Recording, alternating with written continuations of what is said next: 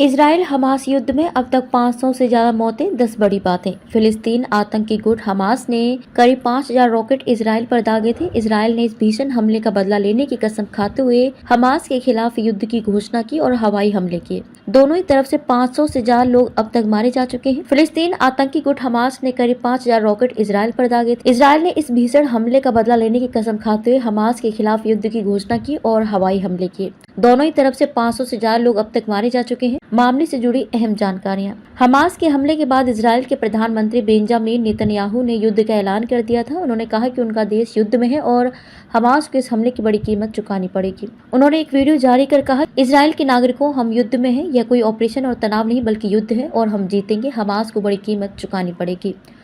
यहूदियों के त्योहार के दिन पूरे इजराइल में तेज सायरन बजने के साथ ही 5000 से ज्यादा रॉकेट इजराइल के आसमान में उड़ने लगे। देश के रक्षा बलों ने भी इस हमास आतंकवादियों की घुसपैठ करार दिया था। हमास को एक आतंकवादी गुट माना जाता है। इजराइल से सामने आई तस्वीरों से पता चलता है कि हमले में पैराग्लाइडर का इस्तेमाल किया गया था और सड़कों से गुजरने वाली कारों पर गोलियां बरसाई गई थी।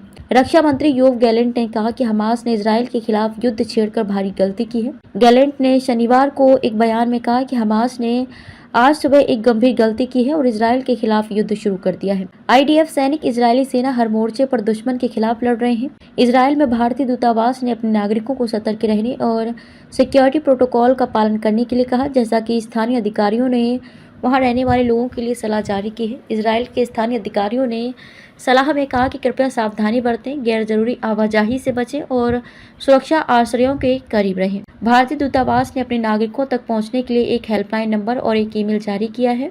इजराइल की सेना ने अपने देश की रक्षा करने का संकल्प लेते हुए कहा कि इजराइल रक्षा बल तत्काल युद्ध की घोषणा करता है। गाजा से इजरायली क्षेत्र में बड़े रॉकेट हमले हुए हैं और आतंकवादियों ने अलग अलग एंट्री पॉइंट्स के जरिए इजरायली क्षेत्र में घुसपैठ की है। हमास के आर्म्स विंग ने ऐलान करते हुए कहा था कि उसने ऑपरेशन अल अक्सा फ्लड शुरू किया है और 20 मिनट के पहले हमले में 5000 से अधिक रॉकेट दागे। हमास के उग्रवादी नेता मोहम्मद दीफ ने एक रिकॉर्डेड मैसेज में कहा कि हमने ऊपर वाले की मदद से इस सब को खत्म करने का फैसला किया है ताकि दुश्मन समझ सके कि बिना जवाबदेही की लापरवाही का समय खत्म हो गया है। इजराइल के दक्षिणी और मध्य भागों में कई जगहों पर हमलों की सूचना मिलने पर यरूशलेम और पूरे इजराइल में सायरन बजने लगे। सरकार ने नागरिकों को आश्रय स्थलों के पास रहने और गाजा पट्टी के पास रहने वालों से घरों के भीतर रहने की अपील की। गाजा सीमा क्षेत्र में उनके घरों से भाग रहे लोगों की भयावह तस्वीर सामने आई है। सैकड़ों पुरुषों और महिलाओं को कंबल और खाने का सामान लेकर इजराइल की सीमा से दूर जाते देखा गया।